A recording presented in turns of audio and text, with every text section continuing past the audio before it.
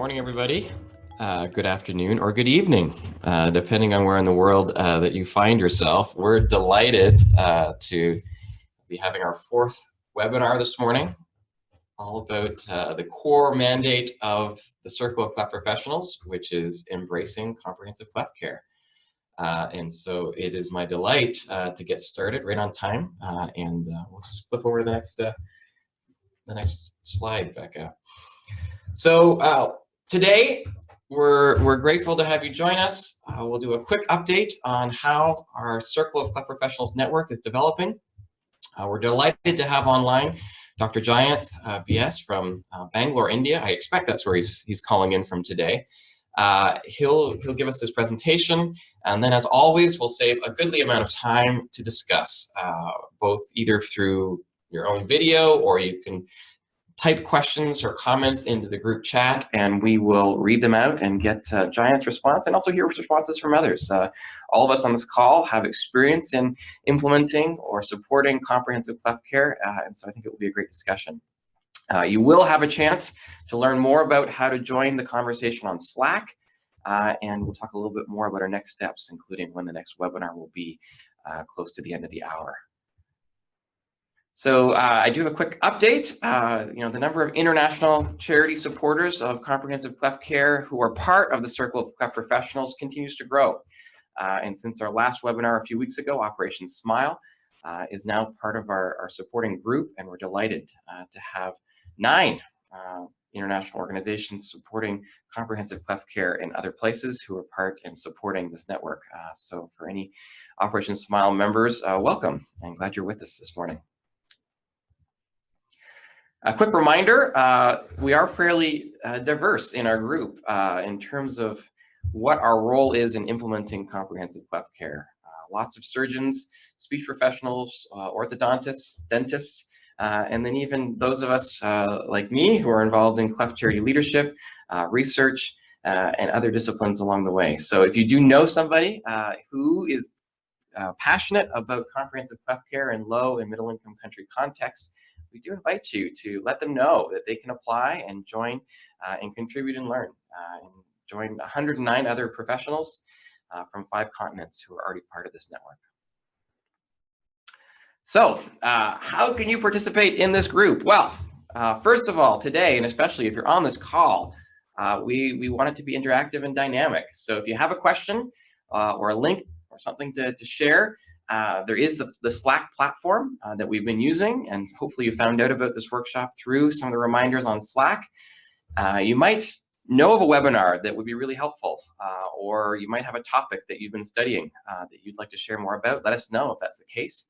If there's a tool or a paper that you've published or something that's been really helpful to you, maybe a video resource, we'd love to know about it. And we'll talk a little bit more about our COCP library that's growing later on today. And finally, as I mentioned, invite colleagues to join. So without further ado, I'm grateful and pleased to introduce a new colleague of mine. I think Dr. Jayanth and I met about a year ago, and he has been critical in the experience of AVMSS, a significant cleft charity in India and elsewhere, but especially in India, as they move towards a CCC model. And this has been an exciting time, and Dr. Jayanth has been one of the key leaders, along with CEO Dushant Prasad, in moving AVMSS from a primarily cleft surgery model to comprehensive, holistic team-based care. And so, Dr. Jayanth, welcome. Are you indeed calling in this morning from Bangalore? Very much, Hugh. Thank you. I'm indeed in Bangalore, and thank you for the presentation, the introduction that you've given to the presentation so far. Is the volume good enough for everybody there? Yeah, say yes. Yeah, it's perfect. That's great. So just a quick introduction. As I mentioned, Dr. Jayanth is the program director and medical supervisor of AVMSS, which is part of the DCKH, or Deutsche Cleft Kinderhilfe family. And previously, he was the center director, so he has a deep experience as a maxillofacial surgeon of leading a cleft center himself, and now moving on to more of a national or international role in in promoting CCC. And I think he's recently moved from the city of Coorg into Bangalore and has set up shop there. And that's actually where ABMS has its head office in India as well. Right. Anyway, Dr. Giant, I know you've prepared lots and you've had lots of been a rich year of learning as you've moved in this more leadership role countrywide, and we're delighted to hear a little bit more about what you've been learning. Thank you, Hugh. Shall I start the presentation going? Please do. Yeah, I'm going to share the. I'll share the screen and start off. Okay.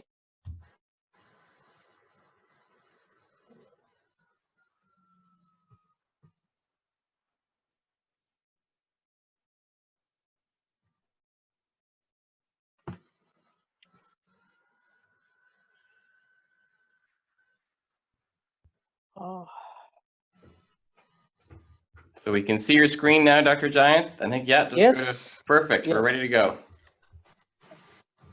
Thank you, Hugh, for the introduction. First of all, welcome to all the participants there, my dear colleagues. A very good morning, good afternoon, or good evening, as Hugh put it rightly. I am glad and happy to share the experience that we have had with running the CCC model. It's been close to 1 year that we started the CCC model, and it's been a great journey so far, enriching the life of the cleft patients. A bit of introduction to our organization. I'm part of the DCKH family, which actually supports more than 4,000 cleft surgeries spread across 13 countries in the world, with 90% of the work being concentrated in India. We at Bangalore, rather, in India, the ABMS is an Indian affiliate of this DCKH, and we have been offering the support to the cleft centers across the country for the past 6 years. ABMS currently supports around 3,000 interventions per annum, and that's why we are one of the biggest partners of the Deutsche Kleftkinderhilfe. Currently, we have 32 centers spread across the country, and we offer high-quality cleft surgeries, wherein we regularly have audits of the surgical program, as well as social audits and the financial audits. We also believe in a sustainable approach where we want to run permanent centers on a long-term basis rather than a mission-based models. And we follow a pyramidal sequencing approach where we have classified centers into micro, macro, mega, and giga centers. A typical micro center is one where around 50 surgeries per annum are done. And here, the comprehensive care that is offered is speech therapy apart from the surgeries. A macro center is one where we do surgeries up to around 150 per annum, and here we add on orthodontics also along with speech. And beyond this, we have the mega and the giga centers, wherein we do up to 300 and 400 respectively per annum. And in these centers, we have now thought of introducing the comprehensive care, cleft care, and we are on a very steady wicket progressing on that. Now, we believe in networking with the hospitals as our primary partners, along with identifying the best surgeons who are available to us locally and who are committed to the cause of the cleft. Currently, we have more than 100 doctors across the nation who have networked, along with therapists, nurses, and social workers. This is Dushyant Prasad, and he's our General Secretary. Thanks to his energetic influence on the organization, we have done exceedingly well in the past 5 years. And these are the awards, so to say, for us, which we have achieved in the past 5 years in the health sector as a leading NGO. Well, the picture says it all, my dear colleagues. You can see the woman on the left showing off her depressed attitude or a depressed look with the cleft child in her hand, and the same mother. Look at the transformation on the face. What a gleeful and enchanting picture it is. The mother is very happy at this point in time. Now, it is not a thing that goes unnoticed by most of you, that this smile is not going to last long for the mother, given that the moment the child starts talking, she has a few questions. The moment a few of the teeth go missing, again, she'll have her own doubts. And as the child grows, the stretching of the scar, the presence of ear infections, the malaligned teeth, so on and so forth, all these functional problems, when they come together, the mother will come back to the surgeon with a whole set of questions. And this is what, as surgeons, we have been knowing. And I would like to use an analogy of the elephant in the room. Now, this is a humongous problem which, as surgeons, we are aware of, but we are blinded to its presence because we concentrate on what we best do. We are just trying to bring about a cosmetic or an aesthetic change.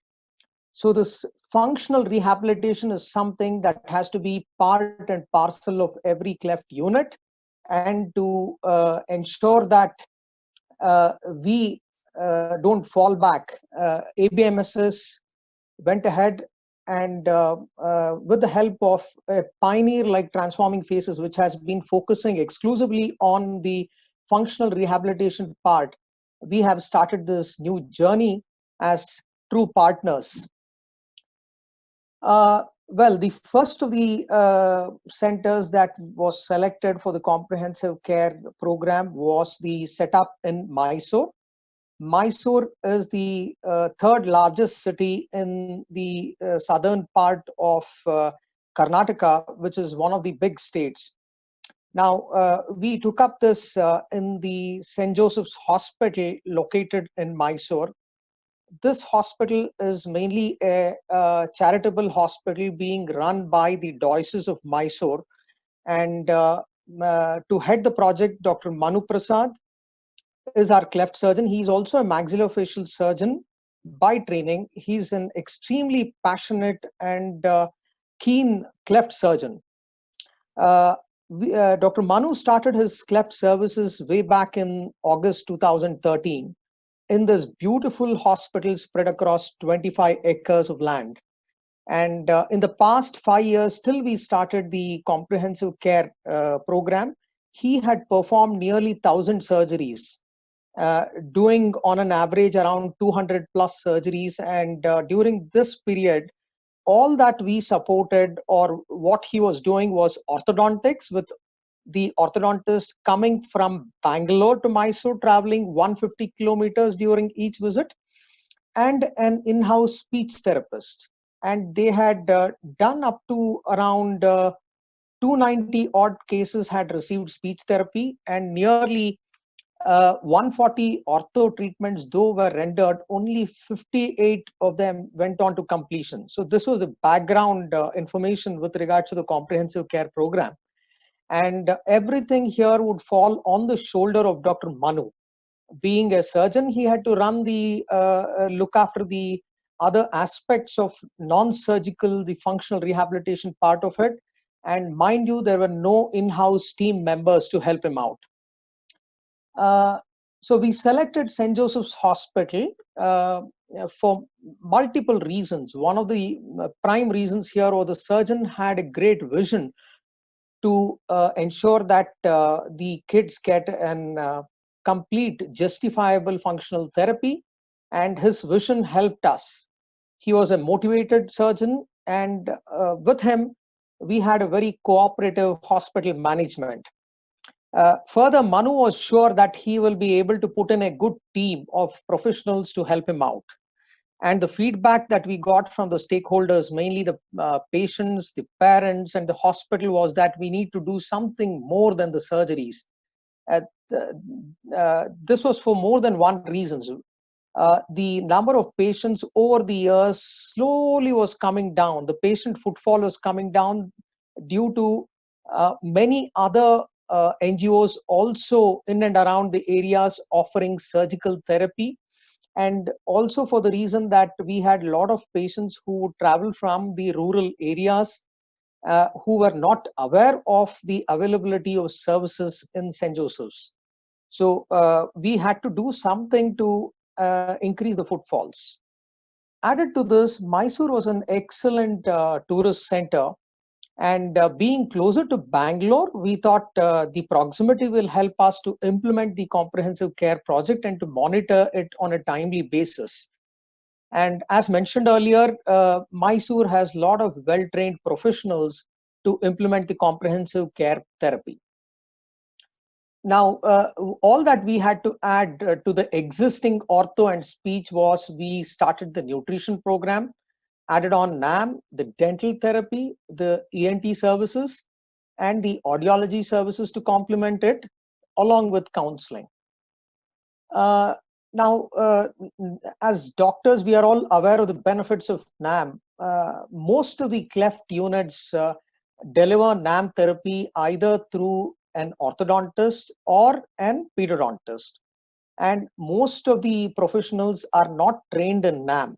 And so was the case with Mysore, though Mysore was giving a few NAM appliances earlier. We didn't have an in-house team, and that too a competent team to manage this. So we had to do a capacity building workshop to train the in-house team. And the most important thing to note here is that along with the orthodontist of Mysore, the lady here in the jacket, now along with her, we had to train the Cleft fellow and the surgeon himself to be competent enough to make some impressions when the child presented to the hospital, to adjust the NAM plate. Though the professional is there as an orthodontist, you have to train your team to manage the entire NAM part of it, as the child keeps coming on a weekly basis for up to 3 months time till the surgery is delivered. Thanks to the presence of Dr. Akshay Shetty, the person in the center here, who was trained at the Changung Memorial Hospital, we were able to train not just the Mysore team, but the Agra team at the same time. The next the comprehensive care parameter that we had to introduce was the nutritional program. Though all the kids were going through the pediatrician would prescribe medicines, or he would give us advice, and the parents had to follow up. Now, what changed for us with the introduction of the CCC program was we would get behind the patients, and there would always be a doctor or the coordinator accompany the patient to the pediatrician and ensure that the supplements are provided. And we started monitoring the weight, the hemoglobin, and the growth and development according to the WHO chart to ensure that a timely intervention is done for the Cleft children. And this has been a big success, with nearly 22 children in the last 1 year benefiting from the nutritional program and gaining good weight and hemoglobin to allow the surgeon to perform a good task. So a nutritional therapy program would mean that you need to get involved with your pediatrician. Though they are independent to function, you need to keep informing them that we are there to support the children. Otherwise, they just would put down the prescription, and the cost of the nutritional product is something that most of our patients cannot afford, and they would not follow the instructions. So that is a big change that's occurred with the nutritional therapy for us. Uh, the dental therapy is something that every team member should know to provide to a certain extent. The dental therapy here is being performed by our orthodontist.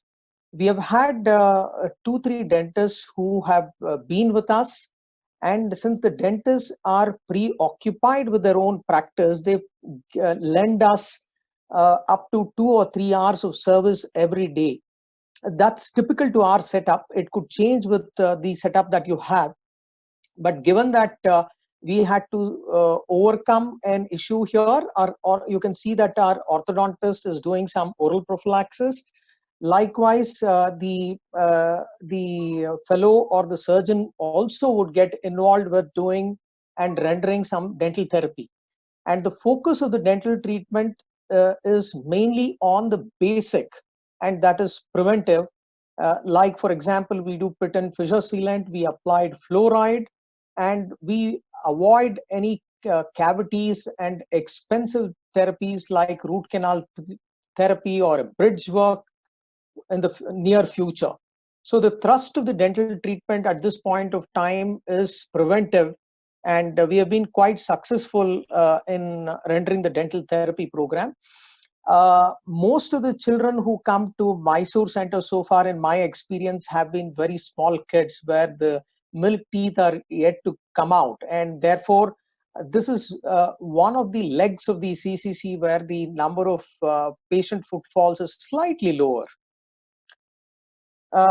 Orthodontics, most of the hospitals and Cleft centers world over have orthodontic skilled professionals available, and here the philosophy of treatment could range from using just the expansion screws to making use of face mask therapy and then a fixed appliance therapy. And it is the role of the team leader, that is the surgeon, to plan this out with the orthodontist, whether you will follow all these steps in the treatment plan, or would you be doing the orthodontic treatment in 2 phases, focusing one on the mixed dentition phase and one on the adolescent phase. And it is the cost of the therapy that is going to be slightly a barrier to providing care for ortho patients, as we are seeing in our program, wherein the patients come at various stages with the brackets which have just fallen off, or they are just playing around and they break the tooth sometimes. And since the orthodontic therapy is long drawn process, you need to ensure that you have your orthodontist who is fixed up and will not change in between for the next 2, 3, or 5 years at least. So you need to ensure that you have an orthodontist for minimum 3 to 5 years in the team. This is a very important aspect in rendering the orthodontic therapy.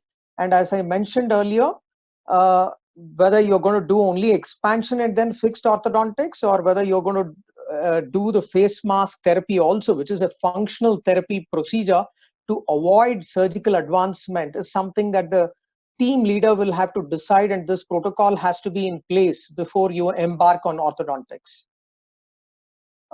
ENT services, this has been a very good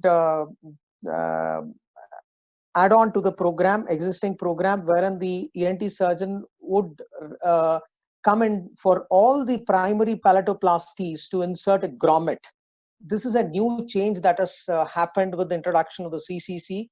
And by introducing the grommet, we are able to prevent the middle ear infections that would occur in future. Apart from this, we are able to treat the ear infections, and what we would have just passed on as a referral to the ENT for improvement of hearing services. In the past 1 year alone at Mysore, we have done more than 6 or 7 interventions which have saved the hearing potential of the child. So that's a big step forward in terms of engaging the ENT surgeon. For the introduction of the speech therapy, as I told you, this was something that was already there for the past many years. We had to add on a few things, like we had to have we believe in engaging the child from a very young age, and we start the speech therapy stimulation when the child is newborn. And for the speech therapy part of it, we had to install a special software. It's a very dynamic and interactive software wherein the child can actually play with the tone and pitch of it and would get a dynamic response from the software. So it was more of a play for them, or getting involved, rather than a therapy session where they were scared to go in for the therapy. Combined with this, we had a very homely atmosphere set up in the speech therapy room. And we have also brought in video and audio recording as a part and parcel of this session, to ensure that the patient and the families can look back upon and see where the improvements are. This is very important because over a period of time, the parents can get bored with the monthly visits. It would be either due to lack of their earning potential for that day, or for them to waste a productive day traveling all the way. They will always come up with reasons, because they cater for the cleft child right from birth till 18 years of age, and you can't blame them. So you need these tools to record and to play out in future what you've achieved, because sometimes the parents don't appreciate what has been achieved at the end of 2 years. It's very human to forget things casually like that. And our speech protocol also involves the speech therapist engaging at every stage of the surgery, be it the lip surgery or post the palatal surgery. The surgeon involves them to ensure that something that the surgeon is not looking at from his angle, the therapist can guide us. And also, we have this very good intensive speech therapy program in Mysore, wherein we admit the patients for a block of 10 days, and the sessions are done on multiple times each day. And that way, any child who desires to come during vacation or during school holidays can end up for intensive speech therapy program to achieve that incremental gain. Especially this is helpful for single parent child where the mother is working and they cannot come on a regular basis. It helps a lot for speech therapy. Apart from the services, we had to bring in some structural change to to kickstart the CCC program. And the important steps in this were hiring the patient coordinator. Then we had to institute a monthly meeting. And finally, we had to rework the entire way in which we were running the program. From being a surgeon-centric, it had to become a hospital-centric for all the logistics, delivering the logistics of the program, mainly to do with the finances, but also to provide the resources. And with the engagement of an in-house team, the new members who came in also had to be involved with the hospital activities. And make no mistake of it, hospital becomes your primary partner when you start a comprehensive care program. As I said and mentioned earlier, the coordinator is a very important person. He or she is the one who liaises with all the team members and schedules the appointment with the patient. She becomes the first point of contact to the family, counseling them, guiding them, and providing need for the functional rehabilitation therapies. She liaises with any vendors to get the material for us. She is the person in charge of documenting, recording, and reporting to either me or to Courtney from the transforming phases. And the coordinator also has a very important role to play in setting up the monthly meetings and scheduling the same. And going by what I have seen, believe me, please take my experience, the coordinator is the most important person in the team. It is no more the surgeon. Surgeon is the team leader, but the most important member on whom they become the pivotal members, rather the pivot around which all the team members rally around. So they are very vital to the success of the program. Monthly team meetings, which are scheduled, mainly have an intention in mind to troubleshoot, to brainstorm any ideas that you want to do. For example, you are not getting any footfalls in few areas, or you want to do a school program, or you want to conduct a campaign. It's important that you involve all the team members. So it's from time to time you need these brainstorming sessions, and also for individual case discussions, and to look back upon your progress of each cases and to see whether there's a course correction required in between. Monthly team meetings also provide a platform for knowledge sharing and mutual referrals. Now, we have had the ENT surgeon go and talk about this in his community. That is his professional association in Mysore, and the association members all know about it. Likewise, the nursing staff does it. The speech pathologist does it with her association. So you have a wide circle of networking, and the word spreads around much easier. Therefore, you get a bigger platform to raise the stakes of the game and to enhance the awareness of the comprehensive care project. Along with this, you need to we have carried out a lot of other activities to spread the search and awareness and provide information on the comprehensive care program. We have done some radio talk shows. Manu and his team they have gone out to many hospitals across, and they have educated the nursing staff about not just the surgery, but the importance of the functional therapy that is available. They've done this to the gynecologists in and around Mysore, the pediatricians, the two most important professionals as far as the Cleft is concerned. They've also engaged themselves in conducting common clinics. So they hold a common clinic each Wednesday for the Cleft patients, and most of the Cleft patients have got to know that if they come on a Wednesday, they not only get the main team leader there, but they get to go through all the other doctors, the dentist, the ENT, the audiologist, the speech therapist, so on and so forth. So a common clinic has been organized, and we also do the parent interaction program, wherein the parents share what's happening with their kids and their families over the years and how they have transformed. So this rapport that is built up between two families, and the friendship that grows between the kids enhances the return back to the hospital, and the dropout rates actually come down.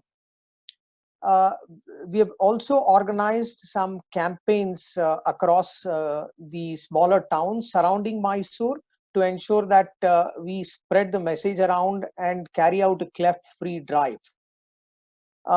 One of the important aspects of the comprehensive care program is to reduce the distance. And as an preamble to COCP, the circle of care, which has been popularized by TF, rendering therapy locally is the most important aspect to ensure endurance for a long time. And to this end, it is important that over a period of time, the Cleft Center will set up outreach programs which carry the therapy locally, much closer to the home of the cleft children. And for this, we have come up with 5 or 6 outreach centers surrounding Mysore, at least 50 kilometers away from the center. So this reduces the distance that the kids have to travel. But again, this brings in a logistical problem where professionals might find it difficult to reach the outreach centers 4 times in a month. So we had to come out with an out of the box solution wherein we educated our social workers to render some speech therapy there in the centers. At the same time, a cleft fellow goes, once the coordinator goes or the social worker is going there, he or she does the primary screening and they come back.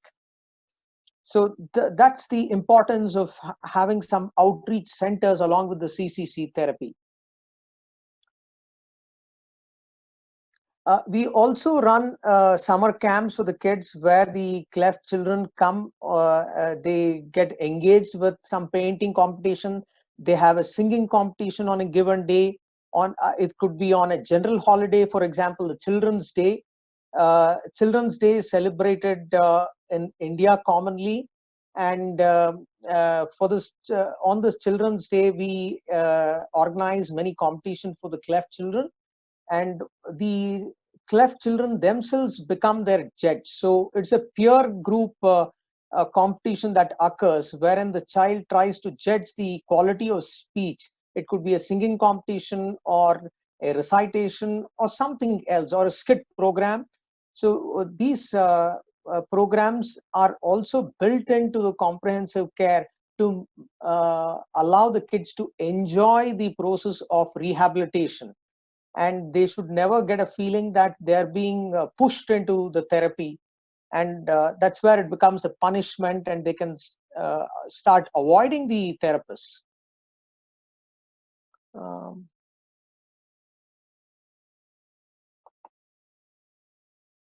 So far at Mysore, I'll just go through the gist of it. After starting the CCC program, we have had nearly 100 non-Mysore cases who have enrolled for the program, and we have rendered nearly 1,000 rehabilitation with 22 children seeking NAM. And believe me, we had to recently request Transforming Faces to support the NAM program further beyond what we had initially agreed upon based on the excessive demand for this.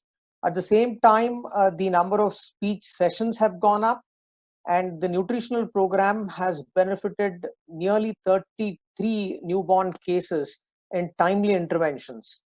We've also had 12 team meetings where we have brainstormed the idea of rendering the CCC program without any delay to the family members. And at the same time, I'm happy to share that nearly 6 kids have had their hearing impairment improved so far with the ENT therapies.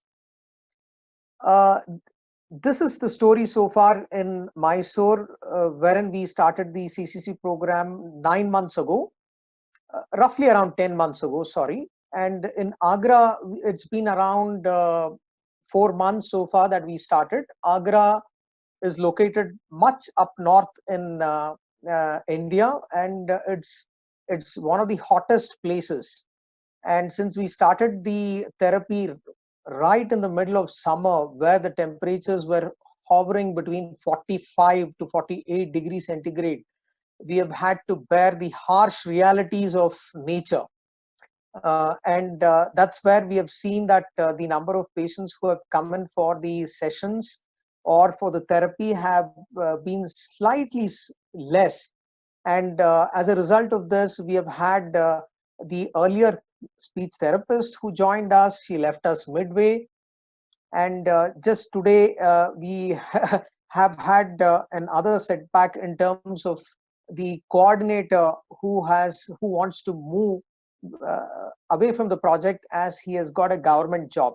So these are things which keep happening from time to time. And as a team leader and as somebody who's running the program, you need to be aware of the resources that need to be deployed, and you need to have your backup plans for running the comprehensive care centers. Now, in terms of the success, uh, we have had a tremendous increase in the primary cases, a 200% increase in the number of primary cases as a result of the buzz that we have created in the professional circles in and around Mysore. And the St. Joseph's Hospital at Mysore has enhanced its reputation as a cleft care center. In the last few months, we have had Dr. Manu being exceptionally busy with the surgeries on small children. So that's a great spin-off as far as comprehensive care centers are getting popularized in and around the place. And at the same time, the NAM therapy, the nutrition, the speech, and the ENT services, which were not there earlier, they've got ingrained into the philosophy of this SJH team, cleft management team.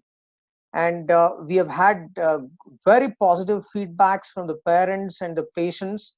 The number of skipped appointments have come down drastically. And as the proverb goes, nothing succeeds like success for a surgeon. And in other words, success breeds success. And looking at how Manu is able to transform the cleft center at Mysore, with addition of CCC, his numbers have gone up, the activity has gone up, the centers always brim with some workshop or the other. We have taken this idea towards our other centers and partners, and the Hyderabad center was quite happy to start the program. Having learned our initial footsteps that we took in the comprehensive care program at Mysore, we also felt much comfortable starting the program in Mysore at Hyderabad, and Dr. Vijay has taken the lead now. He's been into the program for the past 6 months, and I hope I'm quite sure that he's doing a great job. I hope he's also enjoying the comprehensive care work that he has got into now. And this is where the success of one center is trying to rub on the need of the hour to introduce CCC on the other centers.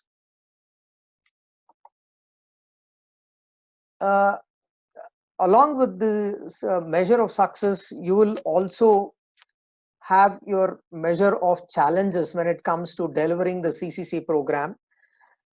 We have seen that to run the program, you need an extremely motivated team who will keep following up, and this work is done by our coordinator. Though initially she would come back and inform that the patient, though I am putting in my best effort, sometimes the families don't give any positive response, or they hang up the phone, or they don't pick up the calls. Now, over a period of time, I can see that this is slowly changing. It has led to a reduction in the dropout rates. More patients are adhering to the patient, and the families are slow reminders. So what we are seeing is a change in the motivation levels of the families, especially with the newborn families. I mean, the new patients that we are seeing, and for the old patients whom we have been treating for the past many years, we have seen that there could be issues concerning their either travel or job, or with them not being enshrined into this CCC program from the beginning. They are the ones who are tending to skip the appointments, or in other words, not completely in the program. But the new patients are the ones who have completely accepted this in their fold, and we are happy to see the change. At the same time, through our experience, we have seen that the professionals who come in they also have their professional career in front of them. And though they are part of the team,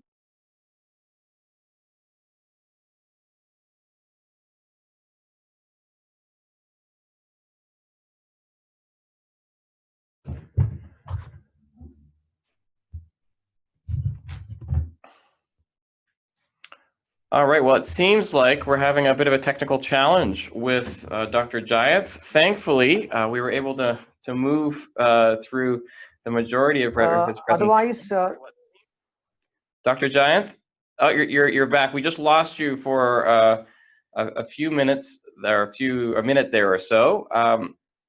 I'm wondering if you could just take us through your last slide, and then we can move to some questions or comments for the last 15 minutes of our hour. Oh, I think Dr. Jayath is having technical challenges one more time. So I think we got through the vast majority of Dr. Jayath's slides, and there's lots to talk about, obviously, as this is a real expression of comprehensive cleft care, trying to address many of the components that we know the professionals in this network are passionate about. And so I guess I'll invite anybody either to signal that you'd like to speak through the chat, or even to write a comment on the group chat, and we'll read that and see if we can get Dr. Jayath's response.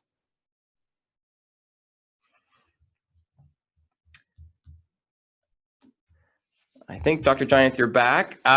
As people get thinking, one thing that really struck me about your presentation was the comment specifically about nutrition, about how embracing a comprehensive cleft care model has really been, in some ways, just demonstrating more intentionality in patient care. So previously, you would have made a referral, maybe the patient family followed up on it, maybe they didn't.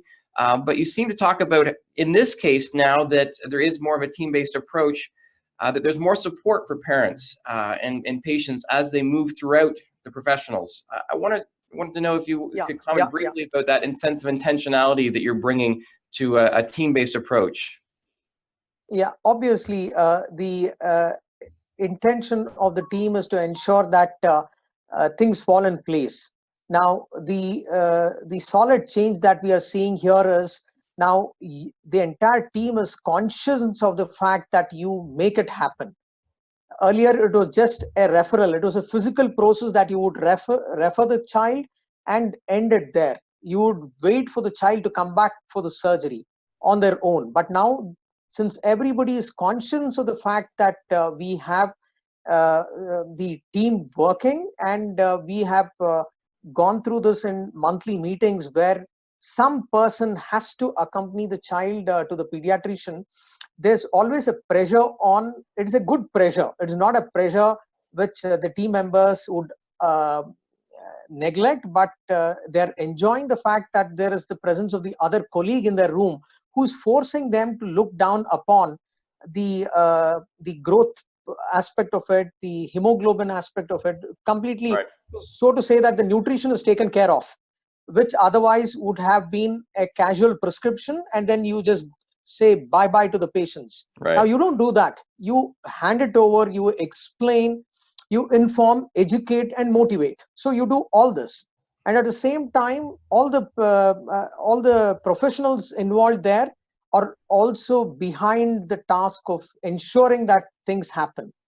So that's a conscious change that I would say has brought in more intention into the objectives of the cleft management. Sure, certainly. Thank you. Yeah. So the intentionality up front about making these referrals and supporting, but even some accountability. You know, when you make that referral, that there is some follow through to see whether it happened and what the follow on was be.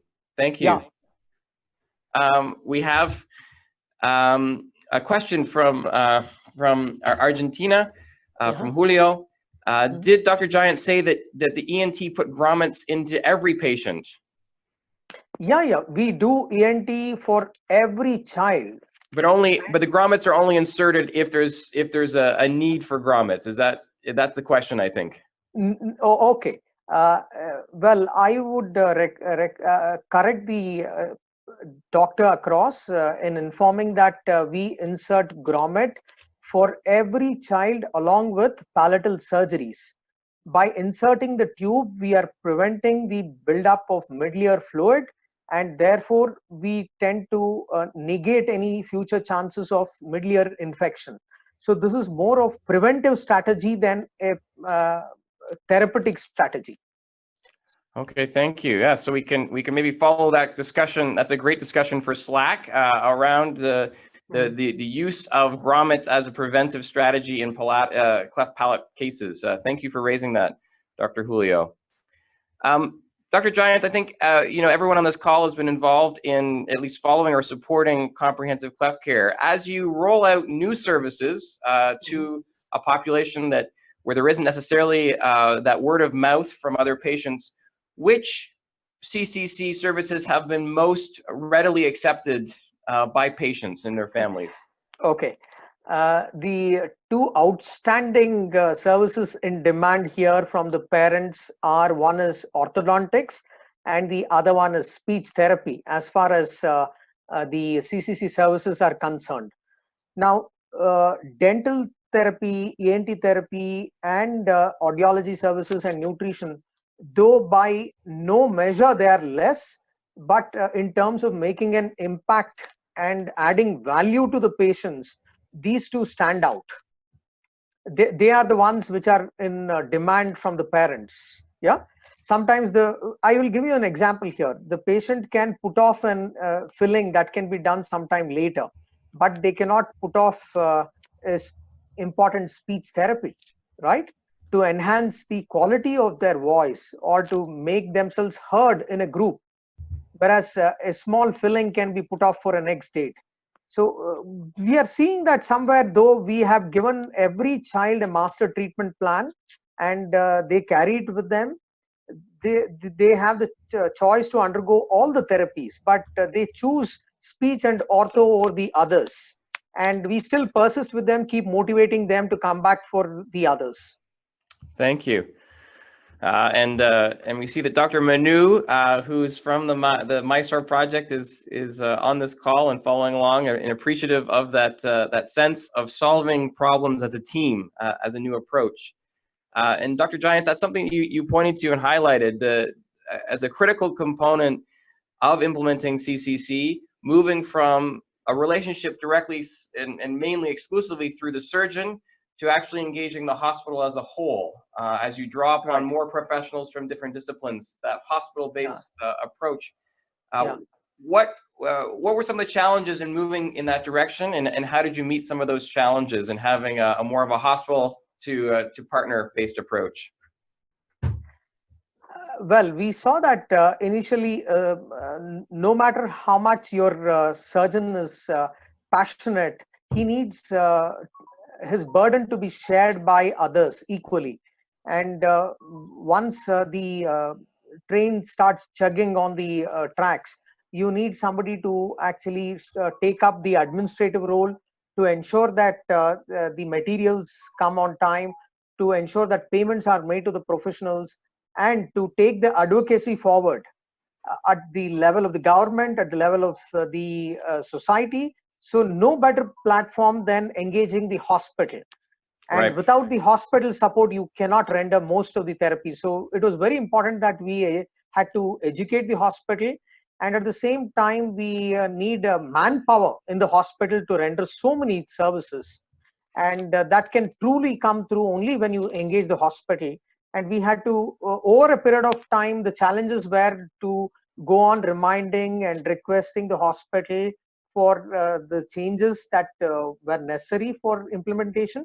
And at the same time, a few of the challenges are still there in terms of the admin issues or the accounting issues, which the hospital feels is an extra burden for them because they have to allocate one additional personnel. Here, this is where the coordinator does the best job of sitting with them, explaining things, trying to please them from time to time, and getting the job done with good diplomacy. Right. So that's the challenge that you encounter.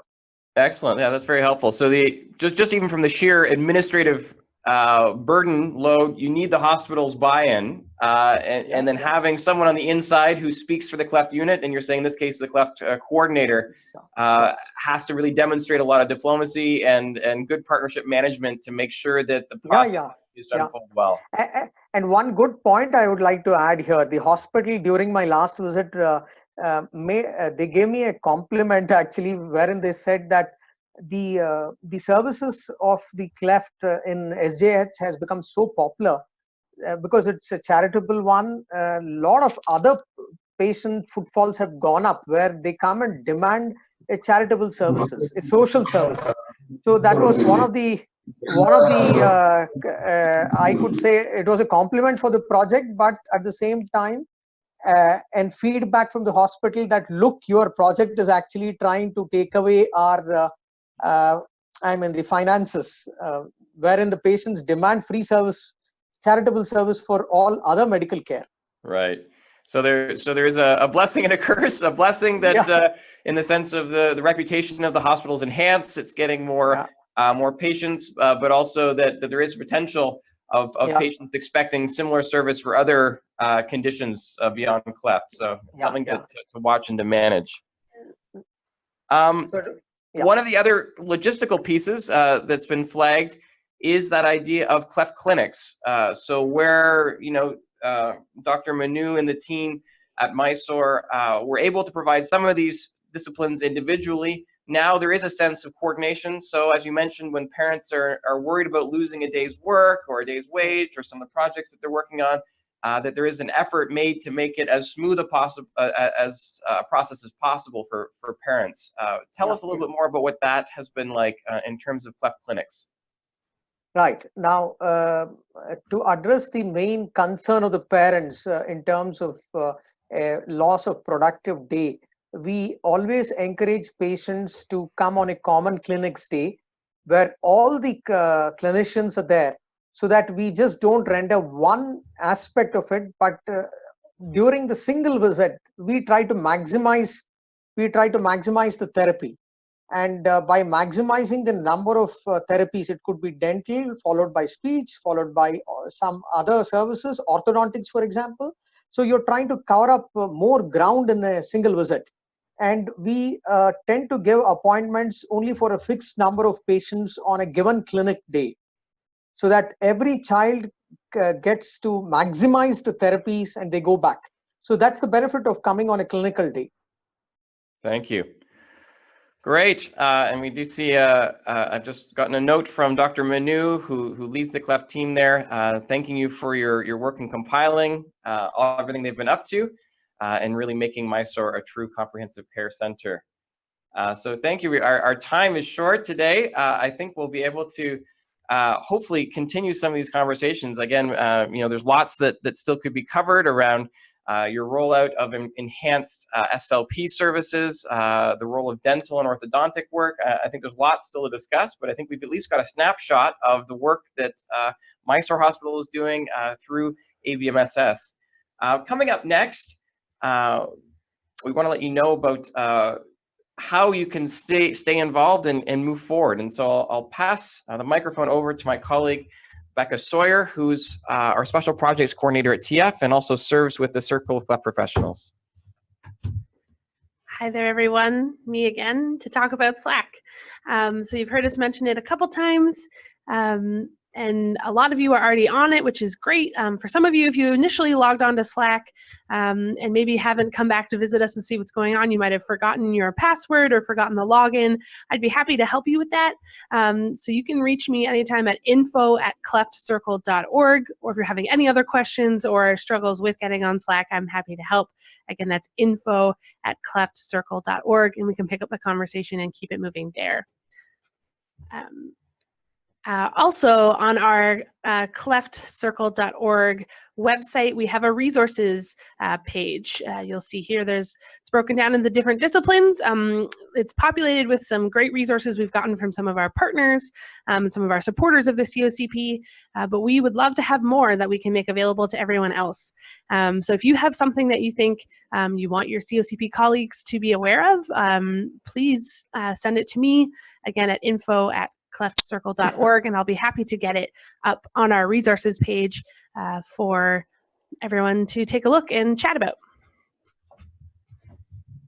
Thanks, Becca.